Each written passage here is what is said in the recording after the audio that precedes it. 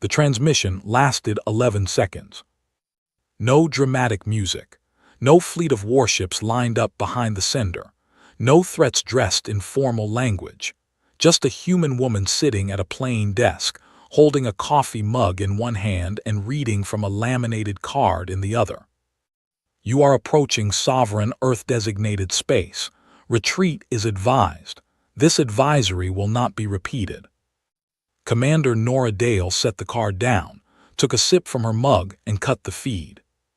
That was it. In the Great Hall of the Keth Imperial High Admiralty, 300 light-years from Earth, the transmission played again on the main screen.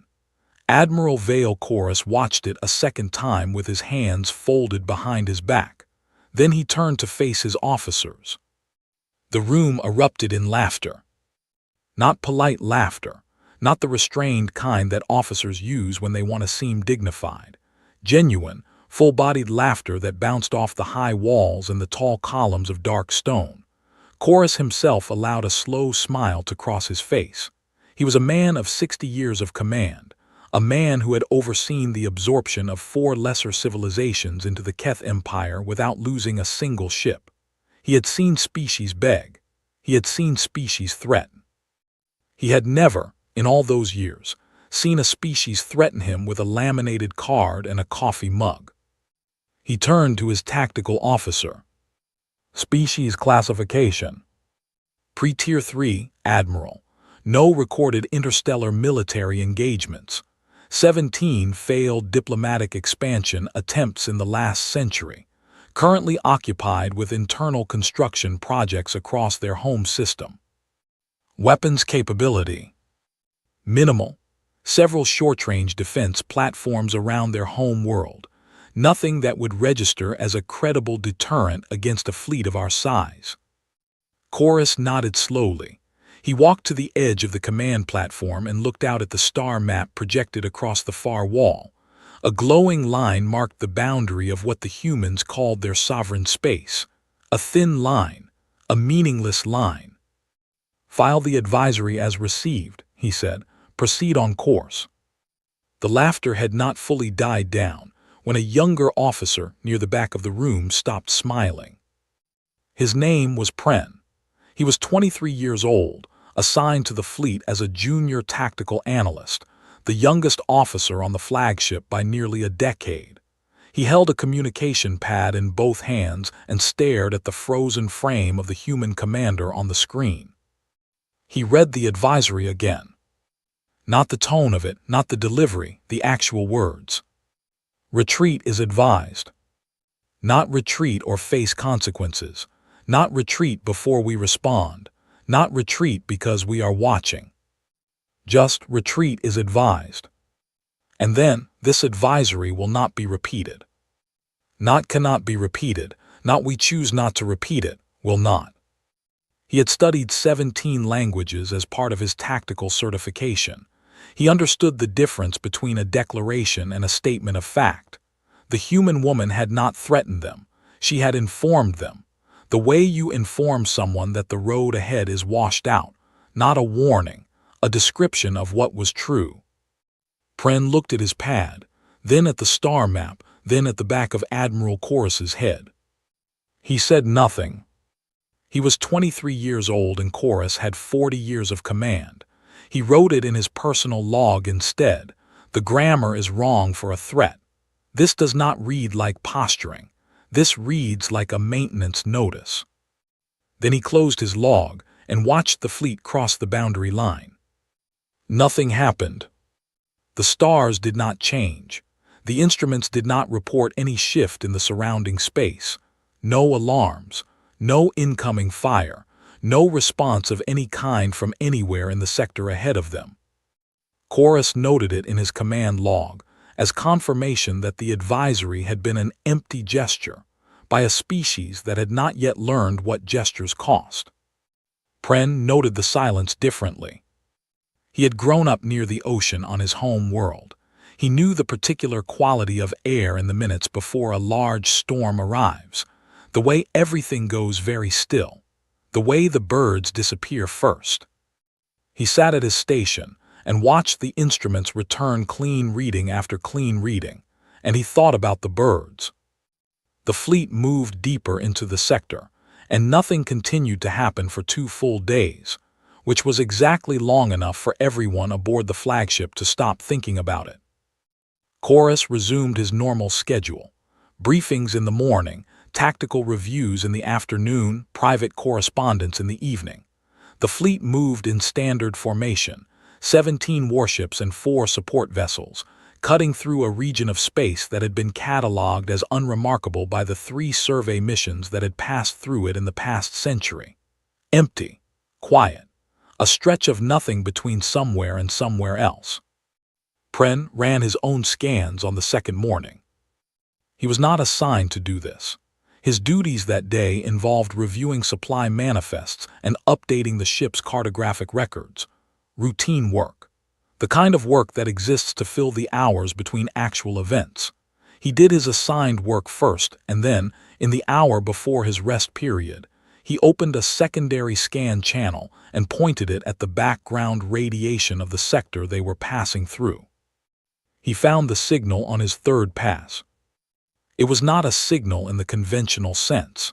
It was a pattern embedded in the gravitational background noise of the region, the way a watermark is embedded in paper. You could look directly at it and see nothing unless you knew exactly what to look for and how to filter the noise away from it. Pren almost missed it. He very nearly closed the channel and went to rest.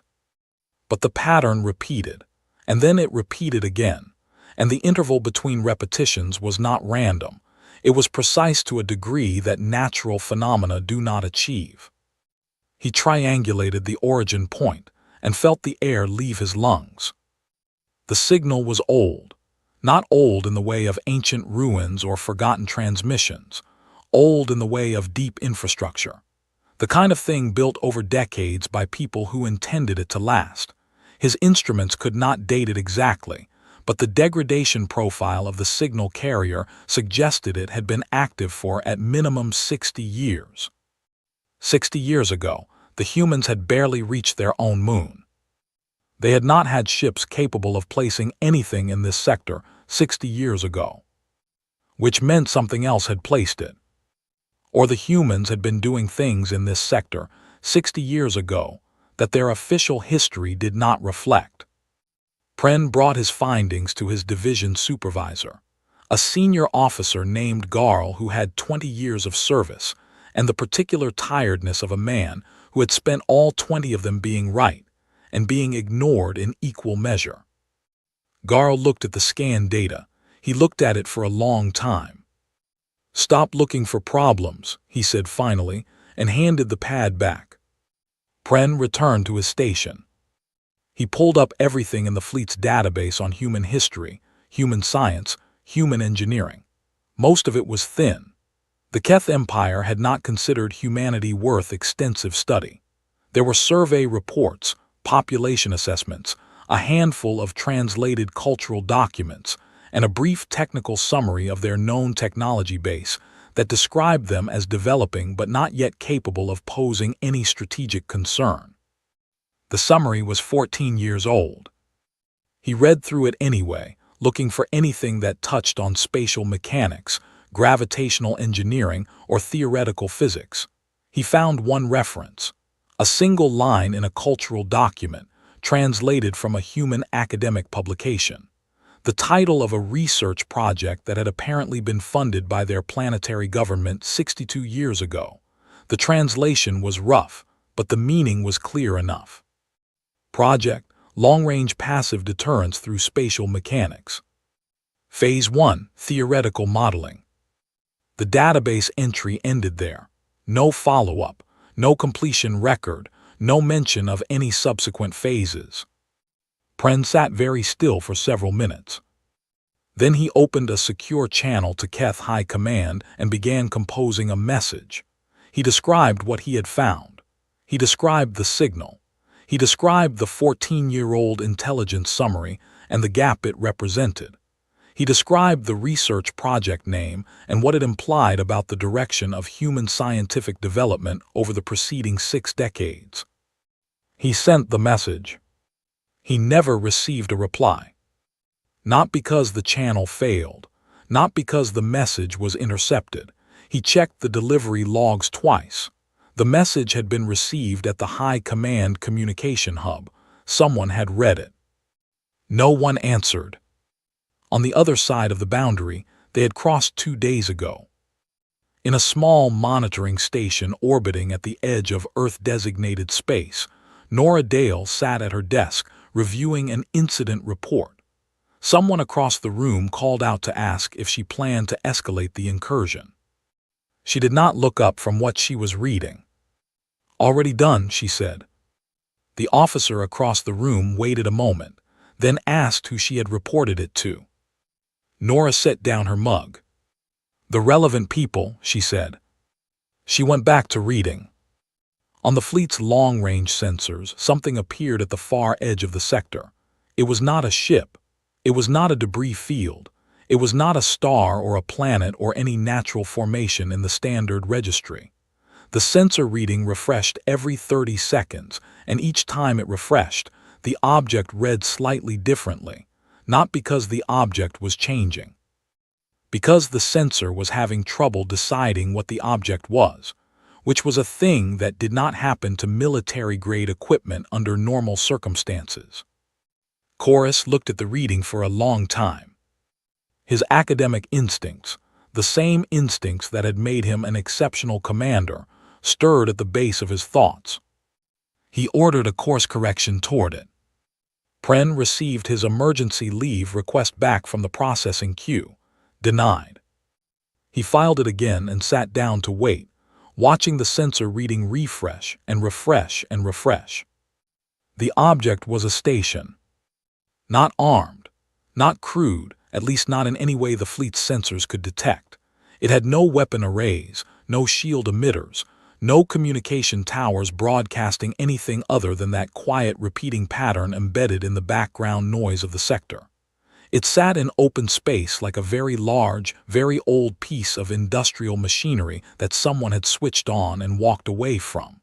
The architecture was utilitarian.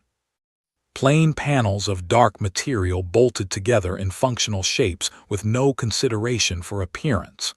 The kind of thing you build when you are solving a problem, and you do not care whether anyone admires the solution. It was, by the standards of any spacefaring civilization, completely unimpressive. Chorus ordered a boarding team. Pren was not on the boarding team. He watched the feed from their helmet cameras at his station, sitting very straight, not touching his coffee. The interior of the station matched the exterior, corridors of bare metal, lighting that was functional and nothing more. Rooms filled with equipment that the boarding team's field analysts struggled to categorize. Not weapons, not communications arrays, not propulsion systems or power generators or anything that mapped cleanly to a known function. And then the documentation room. One of the boarding team members pushed open a door that had not been locked and found an entire room stacked with physical records. Printed documents, bound in plain covers, filed in rows of cabinets that went from floor to ceiling. The field analyst pulled one binder from the shelf and opened it. Pren watched him flip through the pages on the helmet camera feed and felt something cold settle in his chest. Engineering reports, dated, signed, stamped with review codes. He had his translation certification active, and the feed resolution was high enough to read the text on the pages. He began translating without being asked. Year 1, theoretical modeling complete. Primary deterrence mechanism validated in simulation. Recommend proceeding to Phase 2. Signed, Chief Engineer Owen Hale. Year 3, Phase 2 complete. Passive signal anchor installed at sector coordinates. Signal decay rate within acceptable parameters. Proceeding to Phase 3. Signed, Owen Hale. Year 7, Phase 3 integration successful. Trigger threshold calibrated. First full system test conducted in uninhabited sector. Result, nominal. No observable effect on surrounding space until threshold crossed. Signed, Owen Hale. The signature on year 7 was shakier than year 1. The same hand, older. Pren kept reading. Year 11, Phase 4. Year 16, Phase 5. Year 23, Phase 6. Each phase signed by Owen Hale, each signature a little less neat, a little more tired, written by a man who had spent decades building something that he would probably never see used, and had decided that did not matter. Year 39, Phase 7. Operational. Threshold calibrated for target mass and drive signature profile. Full system integration verified. Passive signal anchor confirmed active. Advisory language drafted and submitted to border authority for use in standard deterrence notification. Signed Owen Hale. And then beneath it, in a different hand, a single line added later. Chief Engineer Owen Hale, retired. Project certification transferred to standing maintenance team. The date on Phase 7 completion was 3 years ago. Pren understood now. The station was not a weapon. It did not fire anything. It did not destroy anything.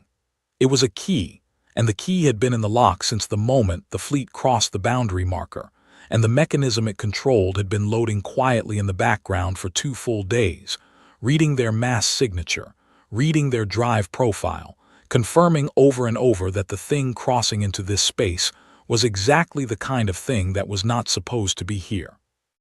He opened the secure channel to High Command again. His hands were steady. He was proud of how steady his hands were. He began typing faster than he had ever typed in his life. The fold began before he finished the message. It did not look like anything. He had expected something visible, light bending or a tremor in the sensor readings or some kind of alarm. There was none of that. The instrument simply began returning coordinates that did not match the star charts. The star charts were not wrong. The readings were not corrupted. The stars themselves had changed. Or rather, the ship had moved to a place where those stars did not exist. Chorus's voice on the command channel was measured, controlled. The voice of a man who has faced crises before and who knows that panic is a luxury he cannot afford. Navigation report. The navigation officer's response came back after a pause that was 2 seconds longer than it should have been. Admiral, I am reading coordinates that do not correspond to any charted region of space. The charts are functioning correctly. The instruments are functioning correctly. Then where are we? Another pause. I do not know, Admiral. I do not have a reference point. There is no reference point. The stars in this region do not appear in any catalog. Pren's incomplete message sat in the outbox of his communication terminal, unsent, because the communication array was functioning perfectly and had nowhere to send anything to. The place they had gone did not have a name. Nothing had ever been there before them. Nothing had ever needed a name for it before now.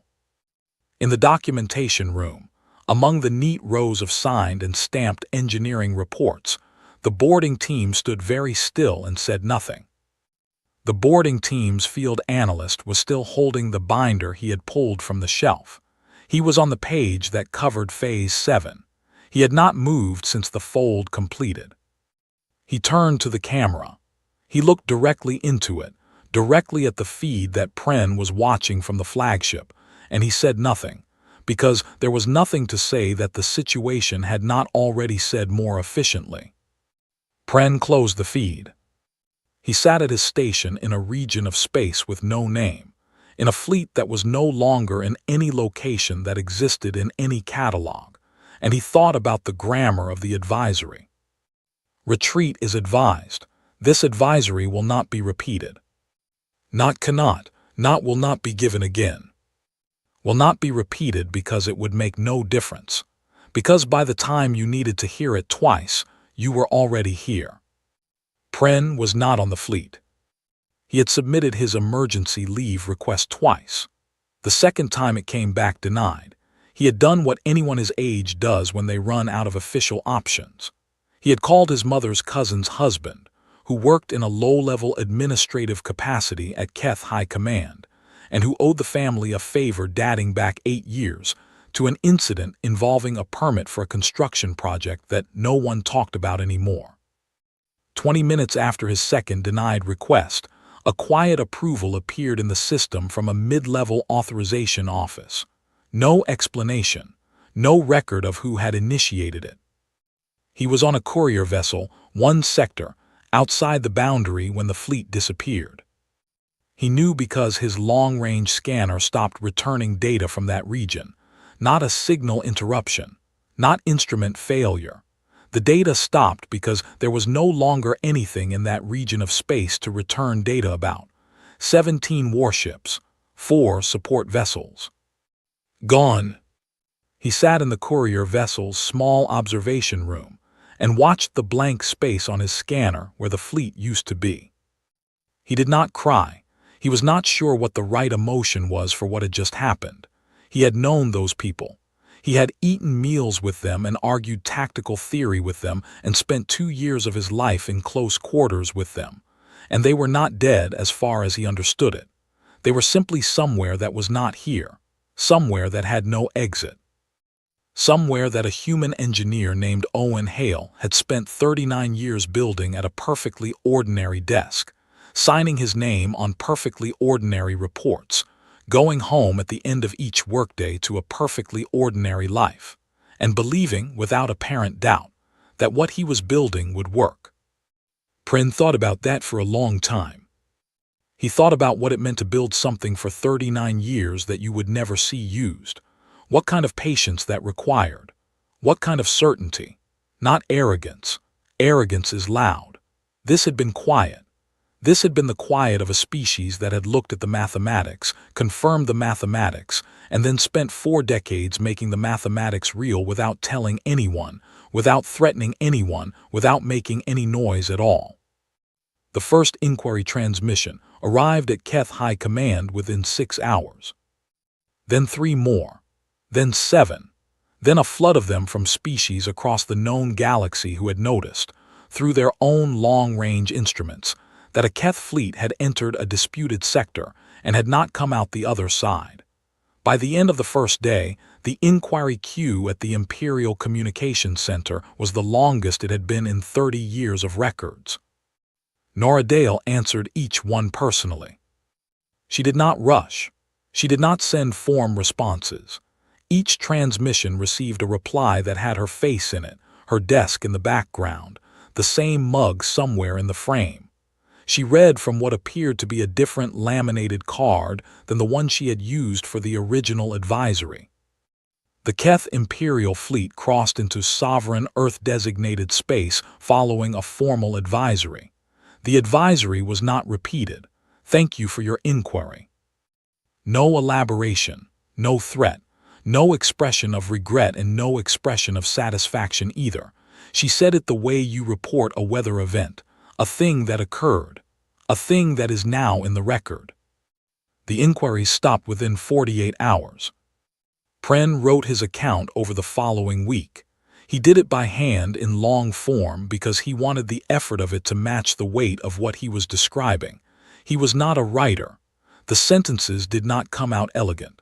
But they were accurate, and accuracy was what the moment required. He did not write about the fleet. The fleet's fate was in the instrument records, and those records were already being processed by people whose job it was to process them. He wrote about the warning instead. Specifically, about the word advised. He had certified in 17 languages, and he understood that word choice in formal communication is never accidental. Threatened would have told them that humanity was frightened and trying to project strength. Warned would have told them that humanity considered the situation serious. Ordered would have told them that humanity considered itself their equal or superior and was asserting that position. Advised told them something different. Advised was what you say to someone when you already know what is going to happen and you are offering them the result of a calculation they have not yet run. It is the language of the doctor who tells you what will happen if you do not take the medication. It is not a threat. It is a courtesy extended to someone who still has the option of making a better choice. The advisory had been a courtesy. They had declined the courtesy. He submitted the account to the Keth Imperial Archives. It was classified immediately, and he expected to never hear about it again. He was wrong about that. 3 months later, a senior archivist contacted him and told him that his account had been read by 11 members of the High Council and that there was a formal request for him to expand on it, specifically the section on the language of the advisory. He spent another week on the expanded version. He was honest in it. He wrote that the fault was not in the humans' deterrent system or in the physics of what they had built. The fault was in the assumption that a species with limited military capability and no recorded interstellar engagements was therefore limited in all relevant ways. The assumption that military posture was the only measure of danger. The assumption that a species building infrastructure rather than weapons was a species not worth taking seriously.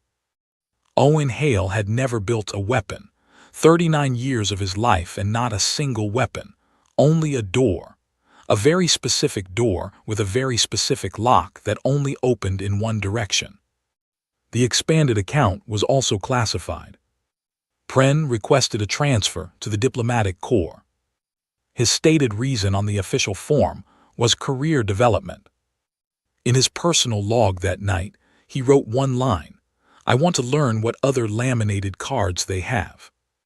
The new ship appeared at the boundary 6 months later. It was not Keth. The Keth Empire had not sent another ship to that sector and was not planning to. The ship that appeared was from a civilization called the Varath Collective, a species that had achieved interstellar travel 80 years ago and had spent most of those 80 years making themselves into what they considered an impressive military power. They had heard about the Keth fleet. Everyone had heard about the Keth fleet by now.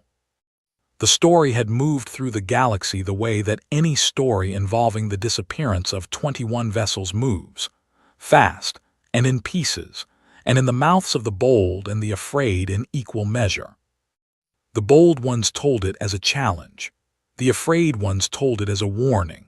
The Varath commander, a man named Dax who had 16 years of command and a wall of commendations behind his desk, told it to himself as an unsolved puzzle, and he had always found unsolved puzzles intolerable.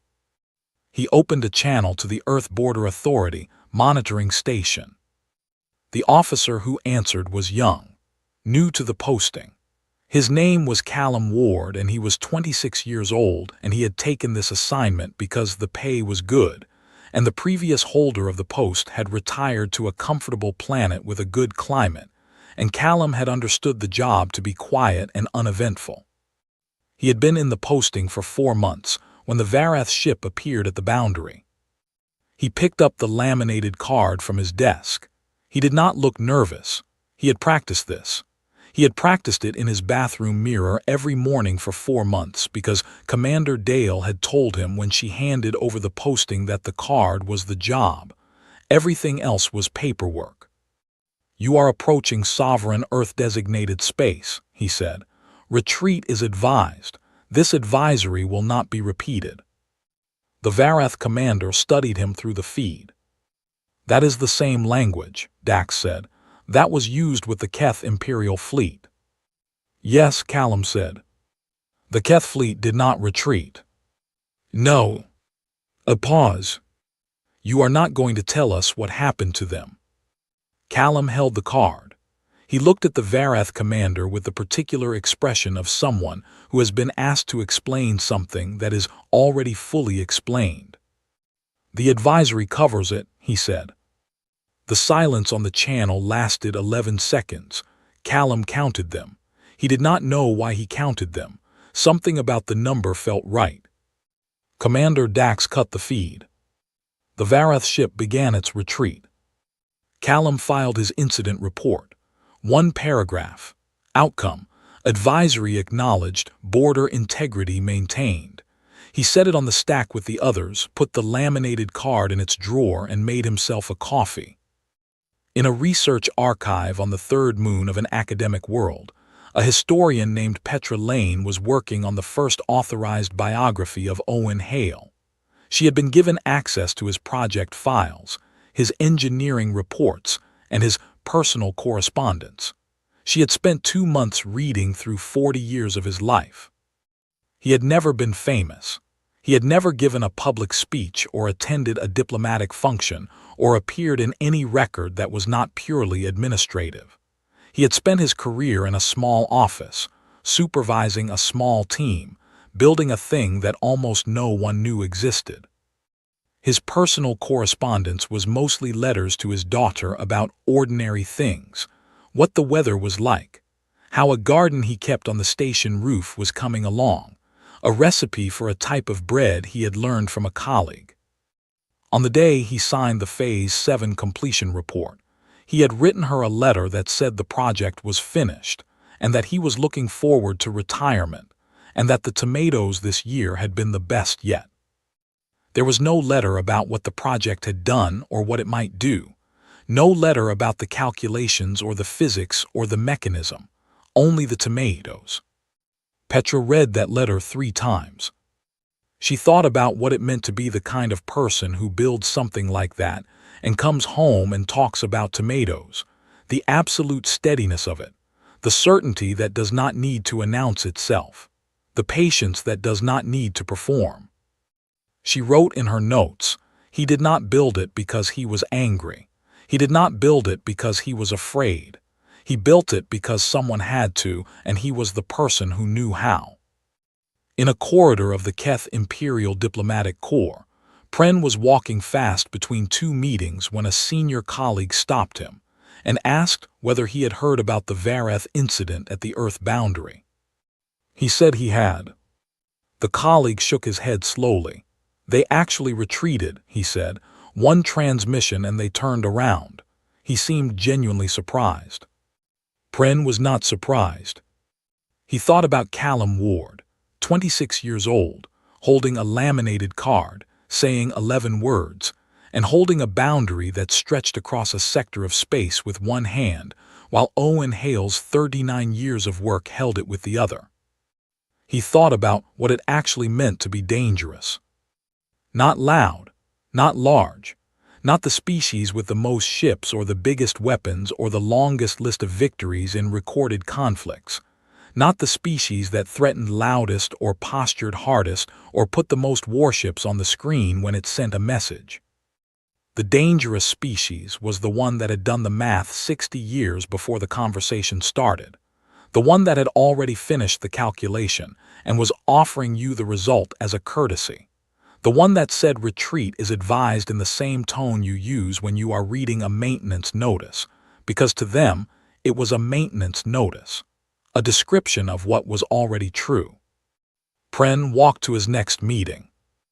In the monitoring station at the edge of Earth-designated space, Callum Ward sat at his desk and watched the stars through the viewport and drank his coffee.